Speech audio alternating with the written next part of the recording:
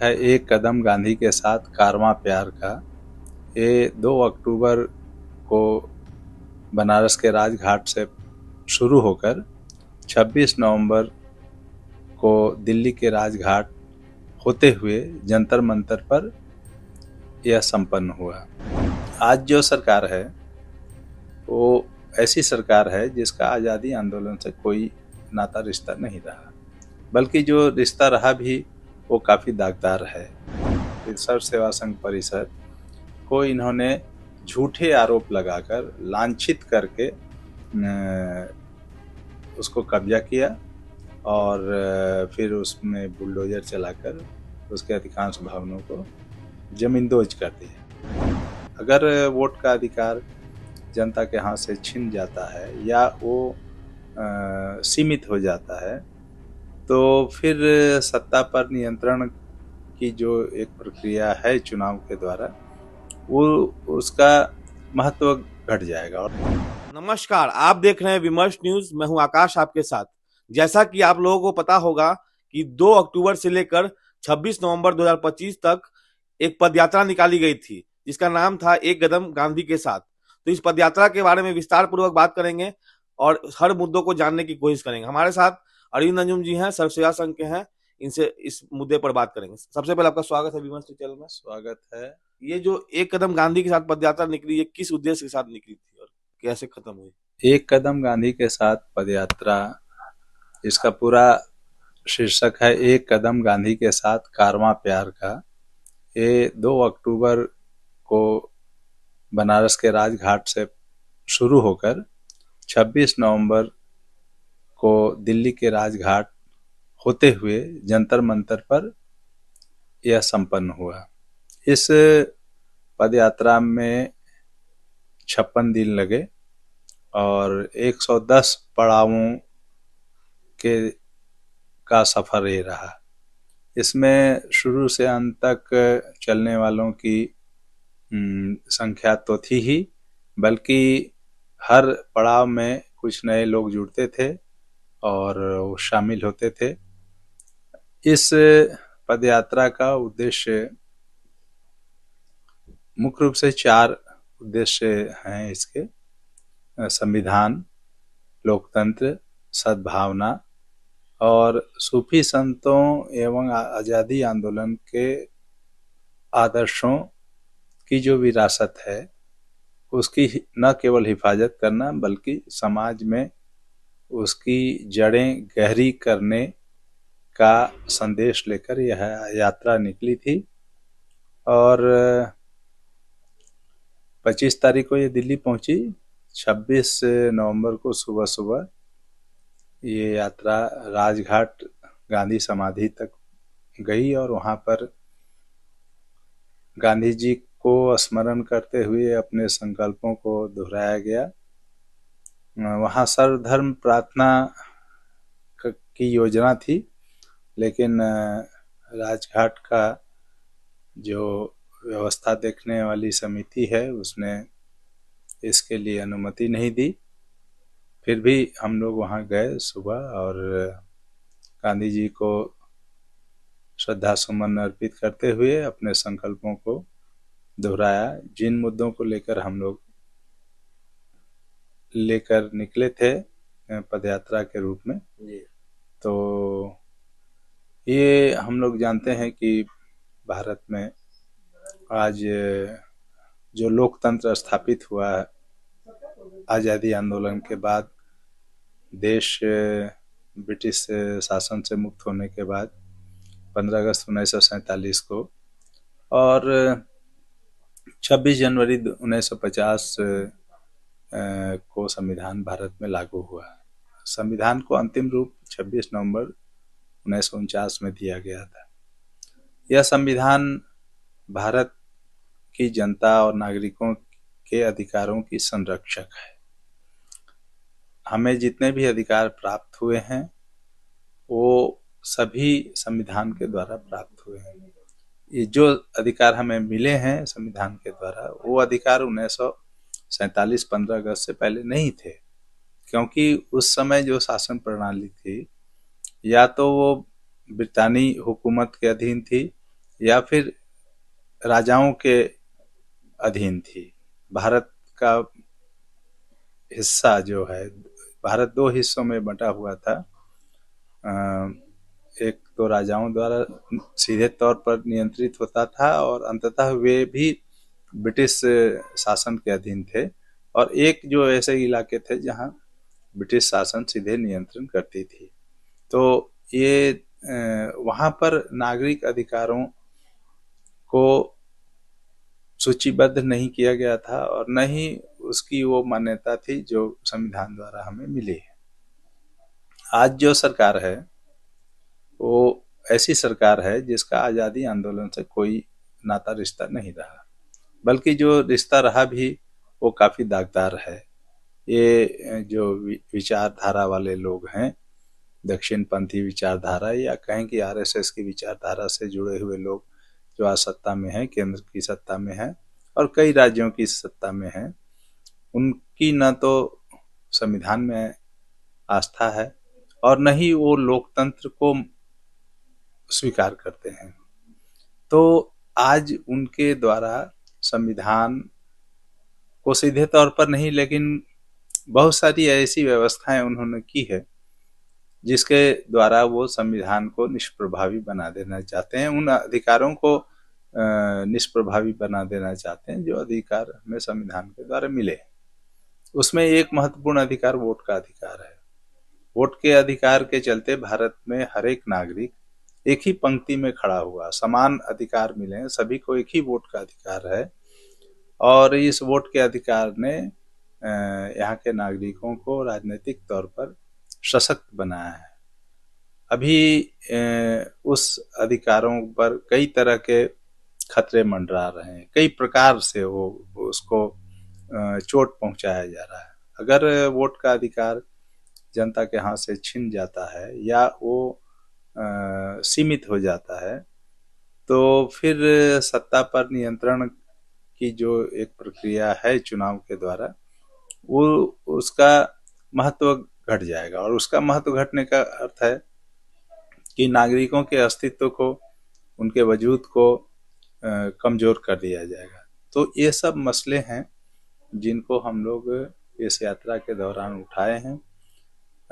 एक दूसरा विषय जो है कि यह जो सरकार है, इसे गांधी के प्रति भी काफ़ी विरक्ति है। ऊपरी तौर पर तो ये ऐसा नहीं बोलते हैं, क्योंकि ऊपरी तौर पर ये तो गांधी के अलावा इनके पास कोई विकल्प नहीं है, इसलिए उनका नाम लेना पड़ता है। विदेशों के लोग आते हैं, जो राजनयिक आते हैं, उन्हें लेकर ये राजघाट जाते हैं, या खुद भी जब विदेश में जाते हैं तो ये यही इसी बात को बताने में लगे रहते हैं कि हम गांधी के देश से आए हैं, क्योंकि इनके पास जो पूर्वज हैं उनका नाम न तो दुनिया जानती है और न ही उनको किसी अच्छे काम के लिए याद किया जाता है। वो वर्चस्व की राजनीति और वर्चस्व के सिद्धांत को स्थापित करने में पूरी जिंदगी लगे रहे, और उनका जो संगठन आरएसएस आज भी भारत में धर्म राज्य की स्थापना में लगा हुआ है, और ये सब चीज़ें जो है आउटडेटेड हो चुकी हैं दुनिया भर में। अब धार्मिक शासन का कोई स्वीकार्यता नहीं है। कुछ देश हैं जो धर्म के को प्रमुख बनाए हुए हैं, लेकिन वो सिर्फ राजनीतिक हथकंडा से ज़्यादा उसका महत्व नहीं है। तो ये जो सरकार है, जो दक्षिणपंथी विचारधारा से प्रेरित है, इन्होंने गांधी को न केवल मिटाने, उनकी हत्या तो में इनकी संलग्नता तो रही है, अब जो है ये गांधी के जो प्रतीक हैं उन प्रतीकों को भी खत्म करना चाहती है, और इसलिए साबरमती आश्रम को रिनोवेशन के नाम पर खूबसूरत बना देना, सुविधा संपन्न बना देना, गुजरात विद्यापीठ को कब्जा कर लेना, और बनारस में विनोबा भावे की प्रेरणा से स्थापित सर्व सेवा संघ परिषद को इन्होंने झूठे आरोप लगाकर लांछित करके उसको कब्जा किया, और फिर उसमें बुलडोजर चलाकर उसके अधिकांश भवनों को जमींदोज कर दिया। तो यह भी एक विषय हम लोग का रहा कि विरासत को हम बचाना चाहते हैं, उन विरासतों को जो नानक, कबीर, रैदास से शुरू होकर गांधी, विनोबा, जयप्रकाश नारायण, जवाहरलाल नेहरू, ये जो परंपरा है, अंबेडकर, भगत सिंह, चंद्रशेखर आजाद, ज्योतिबा फुले, पेरियार, ये जो परंपरा है, जो परंपराओं का समावेशी भारत है, उन परंपराओं को, उनकी विरासतों को हम आगे बढ़ाना चाहते हैं और उस पर किसी भी तरह के लांछन या उस पर दबाव या हमले के खिलाफ हम लोग खड़े होंगे। तो ये एक दूसरा महत्वपूर्ण उद्देश्य रहा इस यात्रा का। तीसरी बात जो इसमें है वो सद्भावना की है। ये सद्भावना को एक खत्म करना चाहते हैं क्योंकि इनका एजेंडा जो है वो कॉरपोरेट लूट को आगे बढ़ाना है।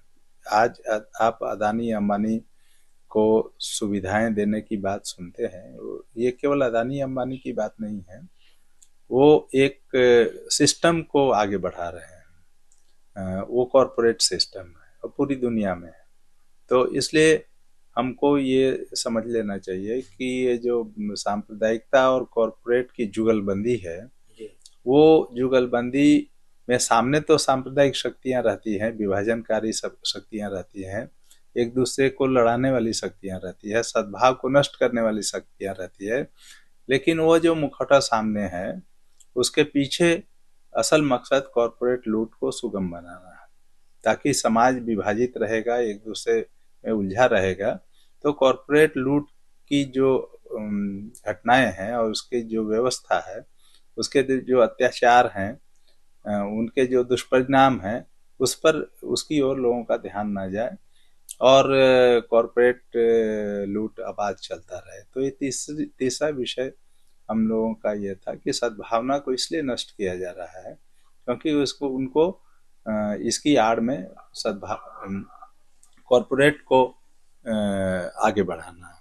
तो ये सब मुद्दों के लेकर हम लोग चले थे 2 अक्टूबर को, और हम लोग 26 नवंबर को जंतर मंतर पर संविधान की प्रस्तावना के पाठ और जन गण मन के गीत के साथ इस कार्यक्रम का एक अध्याय समाप्त हुआ है। लेकिन यात्रा समाप्त नहीं हुई है। कार्यक्रम जो था पदयात्रा का वो उसका एक समापन हुआ, लेकिन यात्रा चल रही है। ये यात्रा चलती रहेगी। ये यात्रा तो संकल्प का है, ये यात्रा निर्माण का है, ये यात्रा अमन का है, ये यात्रा प्यार का है। तो जो मूल्य हैं हमारे, उन मूल्यों के लिए ये यात्रा चलती रहेगी। आखिर में मेरा यह प्रश्न है कि ये यात्रा किन किन राज्यों और शहरों से होकर गुजरी, हल्के शॉर्ट में आप बता दें, और साथ में ये मकसद जो था वो पूर्णतः पूर्ण हुआ कि नहीं हुआ? ये यात्रा जो है बनारस से शुरू हुई, फिर गोपीगंज, इलाहाबाद, रायबरेली, लखनऊ, कानपुर, आगरा, इटावा, मथुरा, वृंदावन,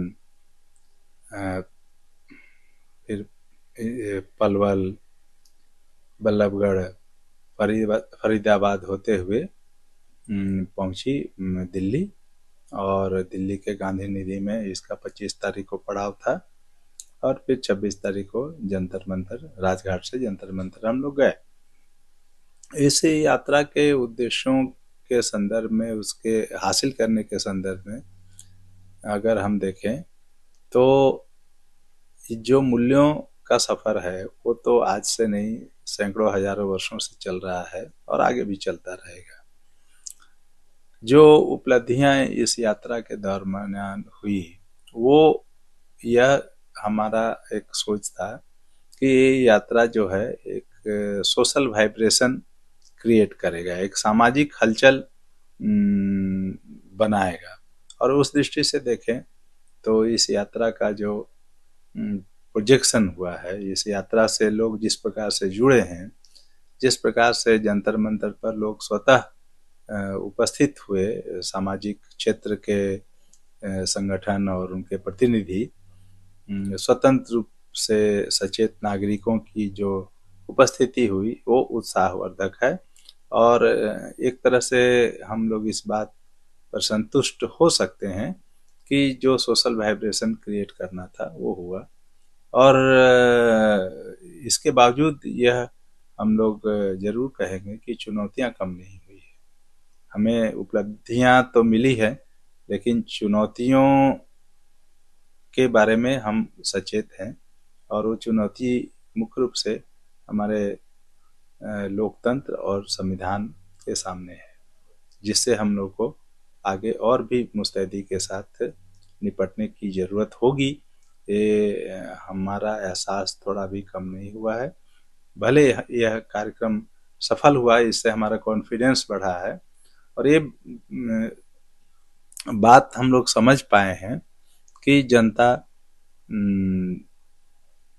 अभी भी गांधी और गांधी मूल्यों के प्रति सत्य, अहिंसा, न्याय, शांति के प्रति उनकी प्रतिबद्धता है। वो चाहते हैं कि एक ऐसा समाज बने जिसमें सब लोग मिलजुल कर रहें। हम उसी दिशा में आगे बढ़ेंगे और हमारे कार्यक्रम भी चलेंगे। हम आगे इस यात्रा को विभिन्न रूपों में आगे बढ़ाने के लिए संकल्पबद्ध हैं। हम इस दिशा में आगे बढ़ेंगे। आप लोगों का शुक्रिया। तो जैसा कि विमर्श न्यूज के माध्यम से इंटरव्यू में अरविंद अंजू जी ने सर सियासम के नेता होने के तहत बताया कि हम एक कदम गांधी के साथ पदयात्रा में चलते रहे और प्रतिबद्ध रहे और सोशल वाइब्रेशन को कंस्ट्रक्ट किया इन्होंने और इसमें सफलता हासिल की। और साथ में इनका ये भी कहना है कि आगे भी हम लोग इस तरह के कार्यक्रम करते रहेंगे जब तक कि हमारी मांगे पूरी नहीं होती है, और इसके लिए ये लोग हर तरह से प्रतिबद्ध हैं और कार्यरत हैं। तो इसी तरह से इस मुद्दे में, सामाजिक और राजनीतिक मुद्दे में जुड़े रहने के लिए देखते रहे विमर्श न्यूज। तब तक के लिए मैं आकाश, विमर्श न्यूज के लिए धन्यवाद।